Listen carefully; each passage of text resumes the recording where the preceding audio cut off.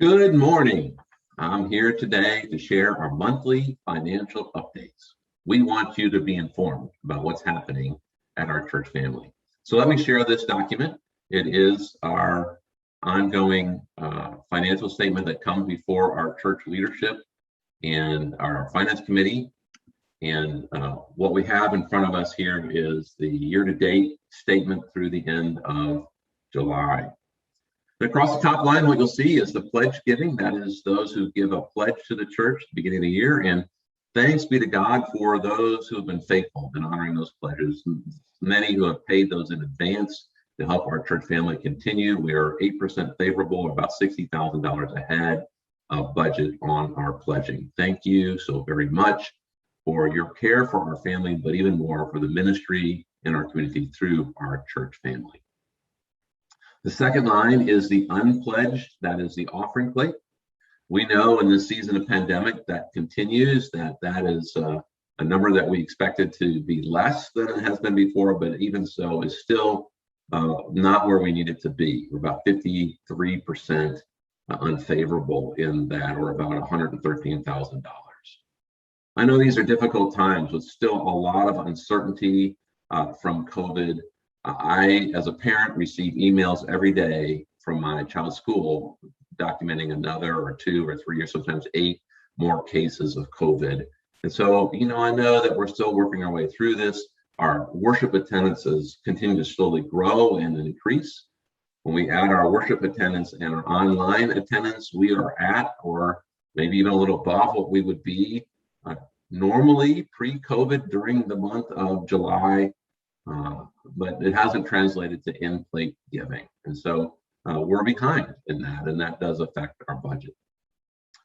Other revenues are grants that we receive, preschool income, ministries like Brain Fitness, and so forth. One note, we're 4% unfavorable, or about $56,000. $25,000 of that has to do with a grant for the Foundry Ministry that has not yet been transferred over to the books. And so some of that number will become more favorable, more like 2%, if you will. So our total revenue, as you see here, was budgeted through the month of July to be 2.6, and our actual revenue was 2.5, about $100,000, $109,000 unfavorable. Again, thank you to those who have continued to pledge and support our church through your giving. And thank you to those who are coming and beginning to use the offering plate as we begin to pass. It's only 3 or 4 weeks ago we actually began to pass the offering plate again. So we'll want to keep an eye on that. Next, you'll see the expenses. These are broken out by pillars. And 3 out of the 4 pillars, as you will see, are underspending their budget. Now, one is over. That has to do with $90,000, mostly our online media ministry. These are times where people come and watch the video of worship for months and then come to visit. We're living in a new age where people check us out online for worship and then come and worship in person. And so this is a critical ministry, and we're working on being more accurate about that. You'll see big numbers like the Passion of Seekers pillar here, underspending by 317%. That's because their budget was relatively smaller than others. And so ultimately what you'll see is that the ministries, the budgeted ministries, are underspending their budget by about 3% or $44,000. Next, you'll see labor and administration, staffing, administration. They are slightly spending over about 1% or $10,000, so that our total expenses are 1% in our favor. We're underspending by 1%. So we're undergiving and we're underspending, so that the net result, the bottom net total, what you'll see here, is that we expected to be $181,000 in the red through this time of the year. Summer is always leaner. We're about $256,000 in the red, or about $75,000 farther upside down than we expected to be. One note about this, well, actually 2. One note is, first of all, $60,000 of that has to do with staffing costs. We know where that's at. We know we've reduced staff during the pandemic. We continue to monitor that to make sure our staffing expenses are in line. And in this community, we have largely relied upon staff to guide ministry, and so our staffing expenses have been high traditionally. We're working to monitor that. Part of that comes from one of our preschools who is struggling to find teachers, so just like restaurants and other stores and Home Depot and all the rest struggling to find labor. It applies to our preschools as well. Part of that has to do with our online media. Part of that has to do with the transition of staff in our family ministries. And we know where that is, and we're working to address that. You take that line plus the grant that's yet to come, you can explain the $75,000 being in the red. Second note, $75,000 upside down or being in the red out of a $2.8 million budget is about 2.5%. So this is a concern, and particularly when we think about the fact that income has declined for 3 months in a row. Our giving has gone down in the last 3 months, which some of that summer, but we want to watch that. So that's a concern. But it's not a 4-alarm fire. It's really a call to say, let's pay attention. Let's be mindful of this.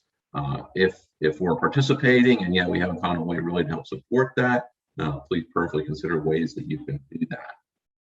I'm grateful that we have actually that close of a gap in these times. That in fact 2.5% is all that we're off coming through the summer, coming through the extended pandemic. And I'm mindful that this is a time when there are ever increasing expectations of our church family. We're seeing a slowdown in income, but we're seeing a growth in expectation of the different ministries that we'll offer. Folks are looking for us to expand, do more, to get back to the way it was, and yet that takes resources. And so we clearly have some conversation coming up in the coming months because we want more ministry, but our revenue is not keeping up to the budget. And so we have to look at that and figure out where our priorities lie and what's going on with that. This coming Sunday, we have a budget summit that is all the lay leaders and all the staff leaders of our ministries are gathering to work through our process for budgeting for next year, a very mindful, intentional approach. We're looking at the numbers, but also vision of what is happening. Ben Howell, the chair of our leadership council, is going to be leading us with that, along with Matt Kuzma, our financial CFO, Chief Financial Officer. Finally, I'd like to just encourage you to think about this, not just as numbers, but as transformed lives. Ultimately, a budget in a church, it is about the community and about the presence of God in that community and the work that God is doing through that presence, that church. It's the structuring of our vision and the resourcing of what God is calling us to do. And so absolutely, we need to be mindful of the numbers. They tell us where we are and what we need to address. We also need to remember that they're not just numbers, they're transformation. And I'd like to close with just one quote that I came across in my devotion this week by Dag Hammarskjöld, who's a one-time Secretary General of the United Nations. And this is what he says. He says, your responsibility, he is speaking to himself here, your responsibility is indeed terrifying. If you fail, it is God, thanks to your having betrayed him, who will fail mankind or humanity. You fancy you can be responsible to God. Can you carry the responsibility for God? Now, there's a lot to dig into that comment, but what I take from it is remember that we're representing Christ and that we're called to be Christ's hands and feet, and that when we do less than that, it reflects on God. And that's not something to carry around heavily. God is the one that enables us. It says in Philippians, work out your salvation with fear and trembling, for it's God who works in you both to will and to do his good pleasure. So it's God that enables us to do this.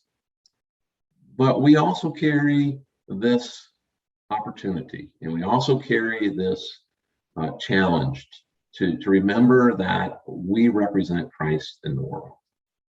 So what are we expecting? And what are we seeking to do? And what are we willing to give to do that? That's kind of the word that I'm chewing on today. I'm grateful for you. I'm grateful for your continued presence in our family, your continued interest in where we are, and encourage you, if you still have questions, to please reach out to me. Take care. God bless. See you in church on Sunday.